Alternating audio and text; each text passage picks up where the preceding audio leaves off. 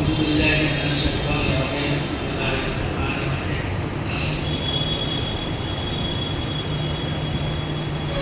ضرب الله مثلا للذين آمنوا وامرأة لوط كانتا تحت رجلين من عبادنا الصالحين فقامتا ولم يغنيا من الله شيئا إلى آخر الآية. وقال سبحانه وتعالى في موضع آخر ضرب الله مثلا للذين آمنوا وامرأة فرعون إلى آخر الآية.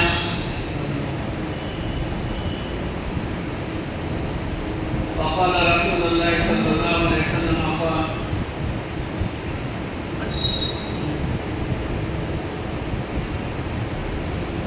كل أمتي يدخلون الجنة إلا من أبى.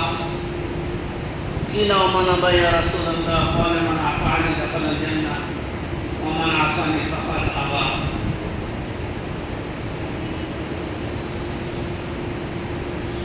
محترم دوستو, আল্লাহ সুবহানাহু ওয়া তাআলার অনুপম মেহেরবানি দয়া, তিনি আমাদেরকে এখনো পর্যন্ত হায়াত দিয়েছেন, সময় দিয়েছেন, জিন্দেগি দিয়েছেন। জিন্দেগি এই জন্য বন্দেগি দেন, জিন্দেগির আসল মকসদ হলো বন্দেগি। আল্লাহ তাবারক ওয়া তাআলা দুনিয়াতে পাঠিয়েছেন একটা জিন্দেগি দিয়ে, আর এই জিন্দেগির আসল লক্ষ্যবস্তু হলো বন্দেগি। আর এরপরে চাইবে সেটা জিন্দেগি। জিন্দেগি ওইটা নয় যার মধ্যে টেনশন থাকে, আর জিন্দেগি ওইটা যেটা বিলাসিতা করবে, আরাম করবে। এটা জিন্দেগি নয়, এটা হচ্ছে বন্দেগি। এই জিন্দেগির মকসদ হলো বন্দেগি, আর বন্দেগিতে টেনশন থাকে যে আল্লাহর হুকুম আদায় করতে সাহাবায়ে কেরামদের জীবনে টেনশন ছিল। এ পর্যন্ত অনেক আল্লাহওয়ালা আছে যাদের রাত এবং দিন টেনশনে কাটে। টেনশন দু ভাগে ভাগ করা যায়। এক টেনশন হলো দুনিয়া ইনকাম করার জন্য, দুনিয়ার জন্য, আর এক টেনশন হলো আখিরাত, আল্লাহকে সন্তুষ্ট করার জন্য। তো সাহাবায়ে কেরামদের টার্গেট ছিল দুনিয়ায় আল্লাহকে রাজি করা, আর আল্লাহকে রাজি করার জন্য বড় টেনশন। এ পর্যন্ত জীবন দেওয়ার সময় এলে জীবন নিয়ে তৈরি, মাল দেওয়ার সময় এলে মাল নিয়ে তৈরি, ঘর বাড়ি ছাড়ার সময় এলে বললে পরে ঘর বাড়ি ছাড়ার জন্য তৈরি। সময় না রাত, না দিন, না শীত, না গ্রীষ্ম, কোন জিনিসই বাধা সৃষ্টি করতে পারেনি সাহাবায়ে কেরামদের জীবনে। যেহেতু আমরা বন্দী করার জন্য বেরিয়ে এসেছি, বন্দেগি যখন আমাদের যেভাবে হুকুম করেছেন আল্লাহ, সেই হুকুমকে তৎক্ষণাৎ পুরা করা এবং সেইভাবে পুরা করা, যেভাবে পুরা করলে আমার স্রষ্টা রাজি হবেন। আমরা সবাই জানি তবুকের যুদ্ধে আল্লাহ রাসূল সাল্লাল্লাহু আলাইহি ওয়াসাল্লাম যখন সাহাবায়ে কেরামদেরকে আহ্বান করেছিলেন এবং চাঁদা চেয়েছিলেন, তার চাঁদার মতো চাঁদা দেওয়ার মতো দেওয়া সবাই দিয়েছিলেন। আবু বকর সিদ্দিকের একটা ঘটনা আমরা জানি, এত বড় একটা ঘটনা আমরা জানি, আর আদার সাহাবাদের ঘটনা আমরা জানি। अबू बकर सिद्दीक रज़ियल्लाहु ताला अन्हु से जिज्ञेस करे थे, आपने क्या लाया? तो आपने ये जवाब दिया कि मैं अपने घर में क्या छोड़ के आया, अल्लाह के रसूल फरमाया क्या छोड़ के आया, क्या लेकर आया? तो फरमाया अल्लाह उसके रसूल को छोड़ के बाकी सब लेकर आया। इसलिए कि हमें तो बंदी करना है, हमें तो इबादत बंदी करनी है। तो फिर ऐसे उमर रज़ियल्लाहु ताला ये सोच के बैठे थे कि हर मौके पर अबू बकर सिद्दीक रज़ियल्लाहु ताला अन्हु सबकत लेके जाते, आगे बढ़ते हैं और उनसे हम पीछे रह जाते हैं। लिहाजा अब की बारी हम ये कोशिश करेंगे कि हज़रत अबू बकर सिद्दीक़ रज़ी अल्लाह ताला से मुसाबक़त में आगे बढ़ेंगे। पूछा गया कि भाई आप क्या लाए? तो फरमाया अल्लाह रसूल, मैं अपने घर पे जितने भी माल थे वो आधा लेकर आया और आधा जो गया। तो दुनिया के औरों के मुकाबले में तो ज्यादा लाए, आधा लाए हैं। अपने घर के माल के अगर आधा हिस्सा लाए तो बहुत, मगर ऐसा वो तस्दीक है तो पूरा लेकर आए। अरे भैया इसमें तो हार गया, अरे इतने तो जीत ही नहीं सकते।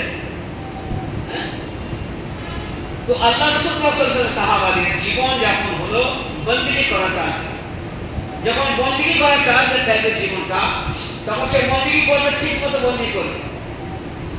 আর দুনিয়াটা যখন তার জিন্দেগি মনে করবে, যেমন অন্যান্য জাতি ধর্মের মানুষরা এটা একটা তার জিন্দেগি মনে করেছে।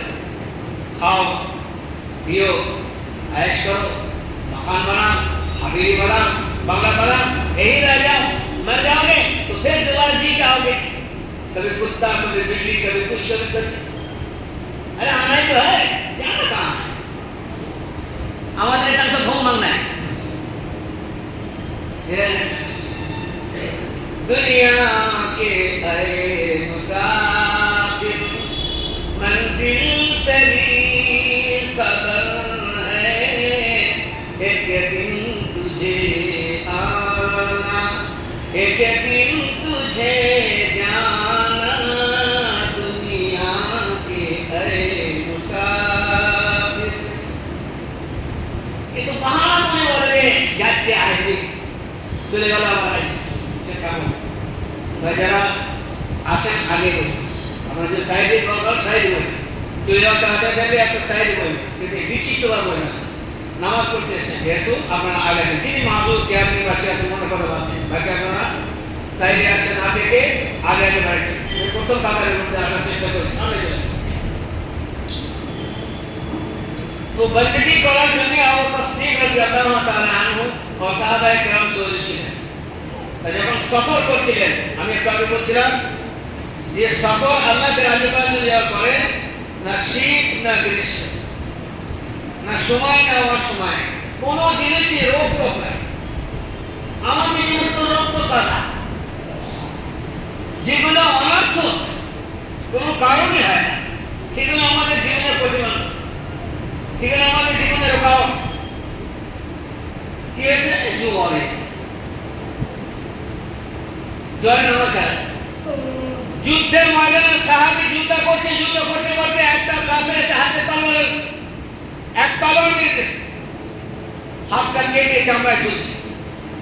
আরে সাহাবী জিহাদ করছে, আরে চামড়া হাতে একটা দলটা চালিয়ে হাতে জিহাদ করছে, তা বলে হাতটা ঝামেলা করছে, এই হাতটাকে পায়ে দিচ্ছে, টান দিচ্ছে, इसको बंदी कहते हैं, क्या कहते हैं? इसको बंदी कहते हैं। आपको क्यों फजर में क्यों यार भाई नींद आती है यार, नींद में नहीं आता और तुम मासूम घूमे हाथ से बढ़ जाए, तुम्हारे विरुद्ध अभियोग करा होंगे যে যার হাত কেটে যায় আর সেই কাটা হাতটা পায়ের তলায় চেপে দিয়ে শুয়ে ফেলে ফেলতে হাত তলায়। তারাও তো মানুষ কেন? जिंदगी है बंदगी के लिए, जिंदगी है काय के लिए? बंदगी के लिए। और जिंदगी है आयश के लिए, वो यहाँ नहीं वहाँ। आखिरत की जिंदगी आयश के लिए। अल्लाह रसूल पाक सल्लल्लाहु अलैहि वसल्लम मस्जिदे नबवी যখন তৈরি করছিলেন, এখনো তৈরি করা শেষ হয়নি, কেবলমাত্র কাজ আরম্ভ হয়েছে। তার নিজেকে সমন্বয় করার জন্য একজন নবী কত বড় মান ও মর্যাদা, ক্ষমতা, শক্তি, সম্মানের অধিকার, তিনি অধিকারী এত বড় সম্মানের। এতটা সত্ত্বেও আল্লাহ পরে যাওয়ার সম্মান সাহাবায়ে কেরাম পাহাড়ের পাদদেশ থেকে পাথর নিয়ে আসছিলেন আর মসজিদ নববী গিট দিচ্ছিলেন। তো আল্লাহ রাসূল পাক সাল্লাল্লাহু আলাইহি সাল্লাম ওই পাথরগুলো কাঁধে করে নিয়ে আসছিলেন। তো বড় গরম আর কষ্ট হচ্ছিল। আল্লাহ রাসূল বলছিলেন লাইশাতা ইল্লা লাইশাতুল আখিরা, लाइशता इल्ला लाइशतुल आखिरा। दुनिया की आयश कोई आयश नहीं है, दुनिया की आयश के लिए नहीं है, ये बंदी के लिए है। और बंदी के लिए मुश्किल पड़ता है, तकलीफ होती है। बंदी के मन इबादत करने में तकलीफ होती है। ऐसी थोड़ी बात है कि इबादत में तकलीफ ना हो। আমরা কি চাই ইবাদত এমন ভাবে হোক যেন গোলাপ ফুল তো হাতে কাঁটা না লাগে, এমন ভাবে ইবাদত করব যেন আমার গায়ে ঘামও না লাগে। এসি হলে ভালো হয়, এসি না থাকলে ঝগড়া হয়, কষ্ট হলে হয় না। সব ঠিকঠাক ঠিকঠাক ঠিকঠাক। এই কারণেই তো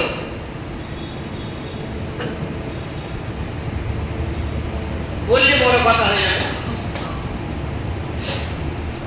আল্লাহ জানে যে মসজিদকে সৌন্দর্য করা কতটা হাদিসের মধ্যে আছে, আর মসজিদকে ইবাদত আর তার খোরাক না দিয়ে বিরাম করা কতটা হাদিসের মধ্যে আছে। মসজিদ তৈরি করার ফজিলত আছে, কিন্তু এইরকম বলেনি যে মসজিদ ডেকোরেশন করলে পরে তার বিশাল সব পাওয়া যাবে। কোন জায়গায় বরং বলা আছে মসজিদকে आबाद करो। किससे आबाद करे? सीढ़ियों से आबाद करो, कुरान पाक की तिलावत से आबाद करो, जिक्र से आबाद करो। 24 घंटा इसमें लोग रहें, एक जा रहे हैं, एक आ रहे हैं, इबादत में लगे रहो। इबादत कोई पता ही नहीं सुबह से शाम तक।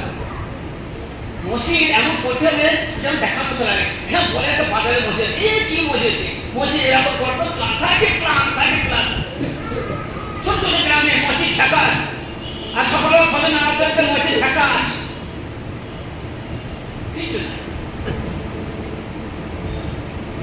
तो जिंदगी बनने के लिए ये नाटक नहीं है हमारे यहाँ। ইসলামে কোনো কাজটা নাটক নাই, তার মধ্যে কোন রকমের হিকমত নাই এমনটা নাই। প্রত্যেকটা কাজে হিকমত আছে। আমার অনেক মানুষ যেমন জানতাম না জেনে ফেলাম, করোনা হলে হাত থেকে পা তুলে যেতাম, যা নামাজি তারা না ওর কথায় কোনো প্রভাবিত কত দিন হাত ধরে। হ্যাঁ মাথায় টুপি, হাসপাতালে কি জাহালি যান মনে যেন চোর জাল মাথায় দিয়ে ডাক্তার সাহেব ঘুরে বেড়াচ্ছে। আবার তো ডাক্তার কি হলো না, তুমি এমন করিও না, আমরা করছি বিমান দাও, তোমরা দাও, তুমি এমন করিও না। আমাদের অনেকদিন আগে তুমি করে দিয়েছি, অনেকদিন আগে থেকে মাথা তো আমরা হাত শিখিয়ে দিয়েছি। দুনিয়া কি জিন্দগি বন্দী के लिए है, आए चले। যখন মাথায় এই ভূতটা ধরবে যে ওরা কি করছে আমাদের কি করতে হবে, ওরা কি করছে আমাদের কি করতে হবে, তখন ও শেষ হয়ে যাবে। তাহলে কি করতে হবে? কিছু কিছু লোকের স্বপ্ন আছে বুঝলেন, আমাদের মজাব लास्ता खलीफा ना फिल अर्द खलीफा, हुई जमीन पे हम तुमको खलीफा बनाएंगे, बादशाह बनाएंगे अगर तुम सही ढंग से चलोगे तो। कुरान में তারা খলিফা বাদশাহ হবে চিন্তা করে, মারামারি দাঙ্গা ফাসাদ করে বাদশাহ হবে। আর ওই বাদশাহ কথা যেটা কোরআনে বলেছে, যদি ওই বাদশাহ হওয়ার চেষ্টা করে তো ও কোনদিন ভাববে না যে বাদশাহ হবে। কারণ যেনার নামতে যাদের বুকে ব্যথা হয়, আমি আমার যুগে বাবার হইলে আবার জ্বর শাড়িটা ওষুধে হয়তো রহমতুল্লাহের কথা শুনিনি। ইতিহাস সাক্ষী দিয়েছে, তারাই কিন্তু ইতিহাস কিছুদিন পরে, যদি এখন লোক করে যায় যে টুপি সেলাই করা, কোরআন বাঁধানো, পার্সোনাল সময়ে জীবিকা নির্বাহ করা, বাণিজ্য ব্যক্তিগত কাজের সময় কেউ কথা বলতে গেলে পরে প্রদীপ জ্বলতে থাকলে পরে সেটা নিভিয়ে দেওয়া হতো। মাথায় কি হলো বলে পার্সোনাল কথা হচ্ছে, এটা রাত করে পয়সা দিয়ে পার্সোনাল কাজ করা যাবে না, এটা অরুণের হবে। যদি এই বাদশার কারণে আকাঙ্ক্ষা থাকে মুসলমানদের, তো বাদশা হওয়ার চেষ্টা করবে, বই বাদশা হলে বেশি ফেরবে যাবে, হয়তো আবার কষ্ট করে বাদশা হয়েছে, সকালে হচ্ছে যে কাপড়ের মাছ নিয়ে চললেন। तो हमारे साथ देखा भाई कहाँ जा रहे हैं, तो बोले भाई भाई यार तिजारत के लिए जा रहा हूँ, बच्चों को पालना है, थोड़ी बहुत तो कमाई करके लाना पड़ेगा। तो बादशाह आप चले जाओगे तो अपने ये कुर्सी का क्या हो, हुकूमत का क्या होगा। बादशाह যদি কাপড়ে বোঝা নিয়ে চলে যায় তারপর রাত প্রাসাদ সামনে রাখবে, তখন হয়তো অবাক হচ্ছে বলেন ভাই আমার ছেলে মেয়ে তো আছে, তাদের তো খাবার ব্যবস্থা। তা বলে ঠিক আছে, তার জন্য পরামর্শ করে একটা সাধারণ নাগরিকের যেরকম পয়সার দরকার হয় জীবনযাপন করার তার থেকে নিম্ন নির্ধারিত করা হবে। আপনার ব্যবসা করতে যাওয়া হবে না, তা বাদশাহ যদি ব্যবসা করে যায়, এখনকার বাদশাহ হওয়ার খবর দেখবে, এখন যে বাদশাহ হওয়ার খবর দেখা যাচ্ছে কোরআন যেটা বলেছে যে ওই বাদশাহ করবো তোমাদের, ওই ন্যায় পরায়ণ বাদশাহ যে আজকে 6 বছর হবে সে সব বিক্রি করে ত্যাগ দিয়ে দেবে। ওই বাদশাহ তো সফলই কেউ দেখবে না। অনেকরা ব্যাখ্যা করে আমাদের মধ্যে আছে, আপনাদের কাছে সে কথা পড়ুক, কানে পড়লে আপনাদের অনুষ্ঠান আইলে হাদিসের একটা টার্গেট আছে, রাজা হইতে হবে। বাংলাদেশে যে জেল ভরেছিল তার কারণ একটা এটা, রাজা হইতে হবে। আমাদের কিন্তু রাজা হতে হবে টার্গেট নাই, আমাদেরকে একটা মুমিন হতে হবে। আর ইসলামের বিরুদ্ধে মুমিনদের বিরুদ্ধে শরীয়তের বিরুদ্ধে কাজ করলে সেখানে প্রতিবাদ করতে হবে, কিন্তু বাদশা হওয়া শখ নেই। কেন? বাদশাহ যে বাদশাহ হয়ে আমাদের পূর্বসূরিরা আকা নামে কাফের মদিনা সাল্লাল্লাহু আলাইহি ওয়াসাল্লাম বাদশাহ ছিলেন, হয়তো আবু বকর সিদ্দিক রাদিয়াল্লাহু বাদশাহ ছিলেন, হয়তো ওমর ফারুক রাদিয়াল্লাহু তাআলা বাদশাহ ছিলেন। ওই বাদশাহ আমরা হতে পারবো না। আমাদের ভিখারি যে খাবার খায়, যে আরামের জায়গা থাকে, তদানীন্তন যুগে সেই বাদশারা সেই রকম জীবনযাপনটাও গ্রহণ করেননি। সুতরাং বাদশাহ নিয়ে কি ফায়দা? এখানে বাদশাহ ঘর, এখানে বাদশাহ হলো মা মেরিতে লুটপাট কর, খেয়ে চস্রপাট কর, এইটা তো বাদশাহ। এই জন্য আমাদের বুঝতে বলছে বাবা ঝামেলায় পা দিবা না, ঝামেলায় পা দিবা না। ঝামেলায় পা দিলে পরে আমরা বড়দের দুনিয়া কি জিন্দগি বন্দি কি, দুনিয়া কি জিন্দগি বন্দি কি। যদি আপনার আমার খায়েশ হয় যে তালার উপর তালা, 10 তালা, বিল্ডিং এর উপর বিল্ডিং, এটা কামিয়াবির বস্তু নয়। এটা কামিয়াবির বস্তু যদি হতো তাহলে পরে যে লাইনতে কামিয়াবির বস্তু সেটাই আমার আল্লাহ রসুল নিশানদেহি করেছে, সেইটাকে আপনাকে আমাকে শিক্ষা দিয়েছে যে এই রাস্তায় চলতে হবে। আমার রসুল এমনটা বলেননি, যত রকমের সায়েন্টিস্ট মতে যেগুলো উপায়, হাত ধোয়া থেকে নিয়ে, মেসোয়াক করা থেকে নিয়ে, রাতে খাওয়ার পরে শোয়া থেকে নিয়ে, পেটের 3 ভাগ করে 1 ভাগ ভিতরে, 1 ভাগ পানি, 1 ভাগ আহার বলে দিয়ে যেগুলো বলেছেন, যে থিওরিগুলি সব মিলে যায়, সেগুলো তো আমাদের পছন্দ হয়। কিন্তু যে থিওরিটা আল্লাহ রাসূল দুনিয়ার ইনকামের ব্যাপারে বলছেন, ওটা কখনো পছন্দ হয় না। আল্লাহ রাসূল এমন এমন সায়েন্টিস্টদের এখন মিলিয়ে দিচ্ছে, সব একবার good good good good good. আর সে যে গুড বলছে সে, আর যে বলাচ্ছে সে, ওকে যদি বলা হয় ভাই আল্লাহ রাসূল বলেছেন যে दुनिया के लिए इतना करो जितना तुम आखिरत के लिए करते हो, कम से कम যত টাইম যত চেষ্টা আখিরাতের জন্য করো, সমন্বয় করলে আর যদি সেটাকে ভাগাভাগি করা যায় তাহলে ততটুকুই করতে পারে, এর অধিক করতে পারবে না।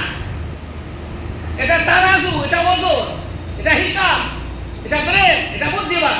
এই জন্য এটা বন্দিগির জিন্দিগিটা ধনকের বন্দিগির জন্য, আর এটা 7 বছর, আর এটা 1,00,000 কোটি 7 বছরের থেকে ঊর্ধ্বে, তাহলে সেটাও আমার জীবন। তাহলে প্রাধান্যযোগ্য কোনটা?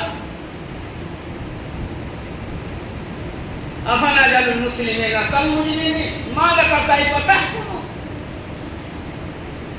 কি একটা ইমানদার একটা বেঈমান দুটো এক হতে পারে? কি আখিরাতের জিন্দেগি আর দুনিয়ার জিন্দেগি কি এক হতে পারে?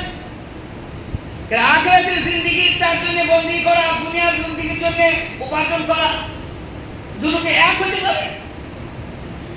এর সময় আর ওর সময় কি এক হতে পারে? কি রাত আর দিন এক হতে পারে, কে চক্ষু আলো ব্যক্তি আর অন্ধ এক হতে পারে, কে খ্যাপা আর বুদ্ধিমান এক হতে পারে? কখনো না। কেন পাইছেন না? তাহলে আপনি আখিরাতের বিষয়ে তো আপনার সময় পার হয় না, আর দুনিয়ার বিষয়ে তো আপনার সময় মূল্য না। কেমন পাইছেন না? কে শিখালে পাইছেন? তবে কি আপনি আমি আখিরাতের হিসাবের দিন বা মরার পরে ফিরে আসবো না সে সম্পর্কে কি আমরা কি গাফেল হয়ে গেছি? এই কারণে বলছেন আল্লাহ তাআলা দুটো মেয়ে ছেলে দৃষ্টান্ত দিয়েছেন, দুটো নবীর দুটো স্ত্রীর দৃষ্টান্ত দিয়েছেন, আর একটা মেয়ে ছেলের দৃষ্টান্ত দিয়েছেন। আকাশ পাড়ায় আল্লাহ তাআলা বলছেন যারাবাল্লাহু মাসালিল লাযিনা আমানু ওয়া রাতানু ওয়া মারআতা লূত। নূহ আলাইহিস সালাম জবরদস্ত নবী, যেটাকে সেকেন্ড আদম বলা হয়। হযরত লূত আলাইহিস সালাম জবরদস্ত নবী। তো দুটো এই এত বড় জবরদস্ত নবীদের স্ত্রী ছিলেন। হযরত নূহ আলাইহিস সালামের স্ত্রী, হযরত লূত আলাইহিস সালামের স্ত্রী।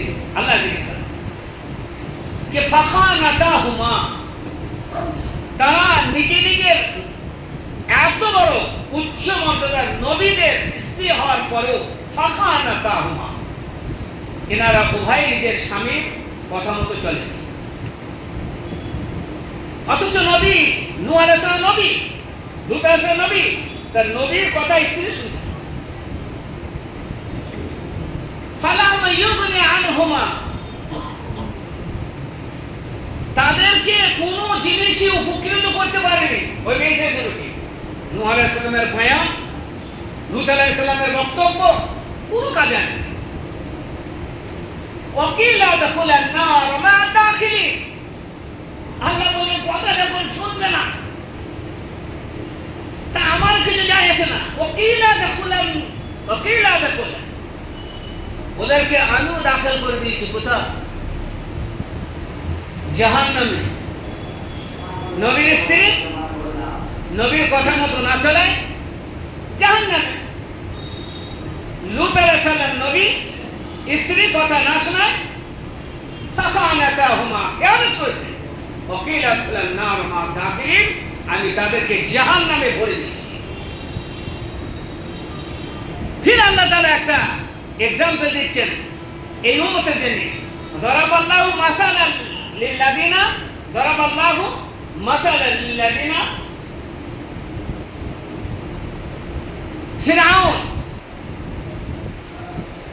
ফিরাউনের স্ত্রী হযরতে আসিয়া, ও জালিম থেকে জালিম, বদমাইশের বদমাইশ, পৃথিবীর আলোচিত বদমাইশ বাদশা, পক্ষান্তরে পৃথিবীর বড় নাম করা নবী হযরত নূহ আলাইহিস সালাম, বড় নাম করা লূত আলাইহিস সালাম, এনাদের বিবি নবীর অবাধ্য হওয়ার কারণে অবাধ্যতা দুই মেয়ে ছেলে আল্লাহ জাহান্নামের ফয়সালা করলেন।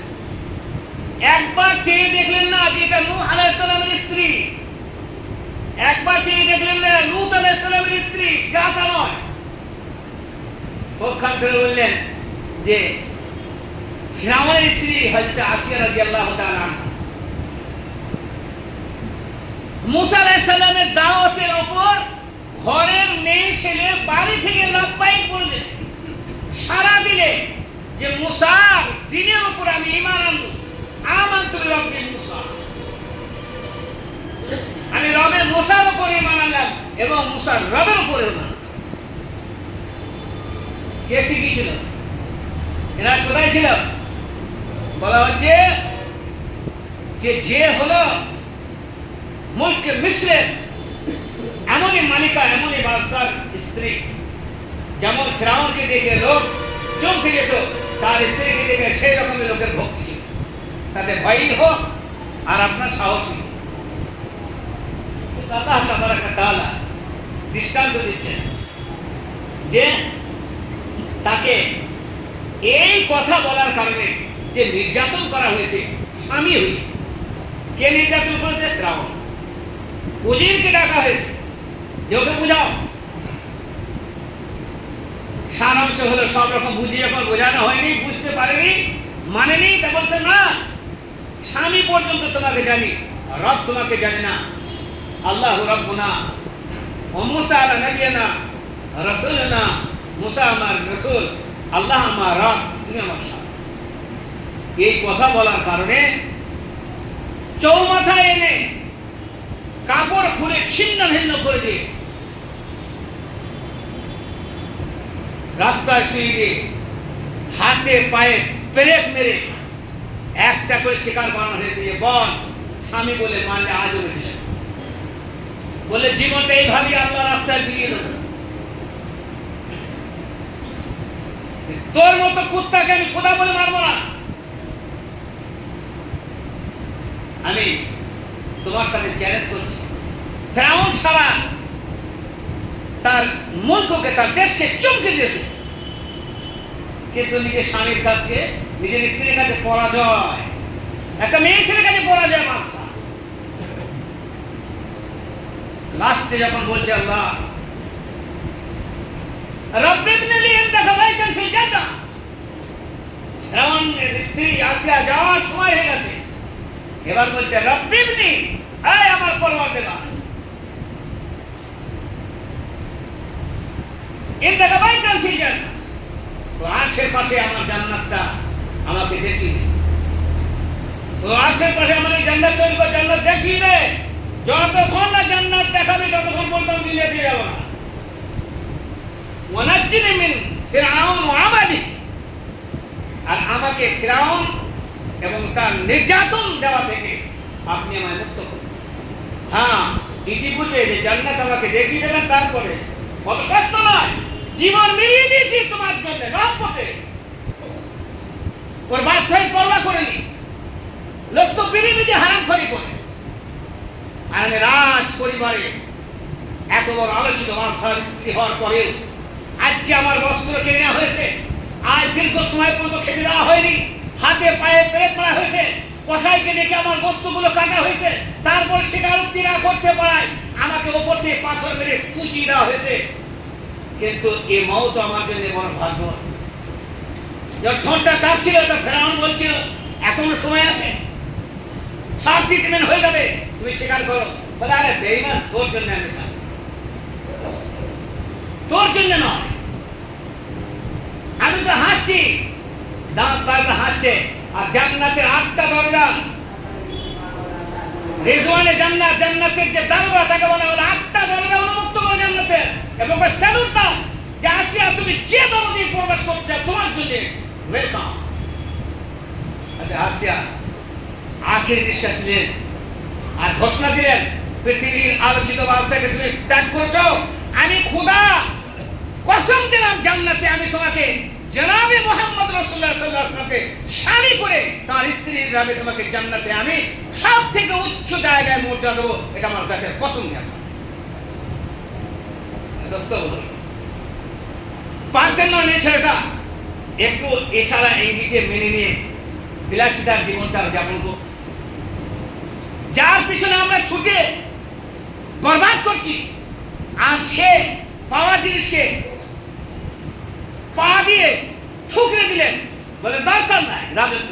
যারা আমরা না রাখি, তো যারা আমরা সবসময় চাই এরকম রাজত্ব হোক, তাদের এটা ভাবা দরকার যে একটা মেয়ে ছেলে হয়ে রাজত্বে লাথি মারে আর বলে যে এইরকম জীবন বিলিয়ে দেওয়াটাই আমার জন্য যথেষ্ট, যেহেতু আমি জান্নাতের অধিকারী। আমরা প্রত্যেককে মুসলমান, আমাদের জিন্দেগি শুরু হবে মরণের পর থেকে। এখন আমাদের বন্দিগির পিরিয়ড চলছে, এখানে বন্দিগি হবে, ওখানে জিন্দেগি শুরু হবে। জিন্দেগি যার মধ্যে টেনশন থাকবে না, ইবাদত করার একটা টেনশন, আর এই জন্য আল্লাহ তাআলা জান্নাতে ইবাদত রাখেন। কোন ইবাদত হবে না জান্নাতে, দুনিয়ার কাজ তো দূরের কথা, কোনো ইবাদত পর্যন্ত হবে না, বরং আল্লাহ সে দিদার দেবে, দেখা দেবে, আর সেখানে মন ভরাবে। আর আল্লাহ তাআলা শুধু আপনার বিলাসিতায় চাঁদ লাগাবে, তার নাম হলো জান্নাত। যদি ইবাদত থাকতো তাহলে ঘরে দেখতে এই নামাজ টাইম হয়ে গেছে, আমি দেখি এই নামাজের টাইম হয়ে গেছে, নামাজ পড়াতে হবে, নামাজ সব ঝঞ্ঝাবি না, কোনো ঝঞ্ঝাট নাই, কোনো ইবাদত নাই, নো টেনশন ডু ফুর্তি, এর নাম জান্নাত। সেটা পেতে হলে পরে দুনিয়ায় একটু বন্দি করতে হবে। দুনিয়ায় যদি জান্নাত তৈরি করে মন করো, তাহলে জান্নাত এক জায়গা থেকে পাওয়া যাবে। তুমি যে দুনিয়া কি জান্নাত ভেবো, তাহলে দুনিয়া তোমার জান্নাত হয়ে গিয়েছে, যেমন লূত আলাইহিস সালামের স্ত্রীদের হয়েছে। আর ফেরাউন স্ত্রী আলাদা চিন্তা করলেও তার জন্য ওয়েলকাম হয়েছে। আমাদের সবার চিন্তা না, আপনি রাজা হওয়ার চিন্তা করবেন না, আপনি বড় হওয়ার চিন্তা করবেন না, নামাজ ছেড়ে দিন। নামাজের সাথে যত হবে আলহামদুলিল্লাহ, ইবাদতের সাথে যত আলহামদুলিল্লাহ, কোরআনের সাথে যত আলহামদুলিল্লাহ, চিল্লার সাথে যত আলহামদুলিল্লাহ, চারবার সাথে আলহামদুলিল্লাহ, তালিমে বসে হবে আলহামদুলিল্লাহ, তালিম ছেড়ে দিয়ে, নামাজ ছেড়ে দিয়ে, কোরআন ছেড়ে দিয়ে একবারে হিন্দুস্ব যন্ত্রের মতো আমি যদি ছুটে বেড়াই আর নিজেকে দিয়ে ভাবাই তুই বড় বুদ্ধিমান, তুই বড় চালাক, তুই বড় বেশাল, দুনিয়ার মধ্যে একটা কিছু হবি, মরবি না কোনোদিন, এটা ভুল ধারণা। সেকেন্ডার বাদশা দুটো হাত কাপড়ের বাদ দিয়ে বার করে দিয়েছিল।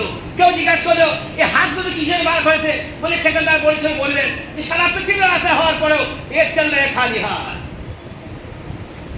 ना लेके आया ना लेके गया, ये चले खाली हाथ, तुम याद रखना मेरी बातों को। वाकिल दावाना अल्हम्दुलिल्लाह रब्बिल आलमीन।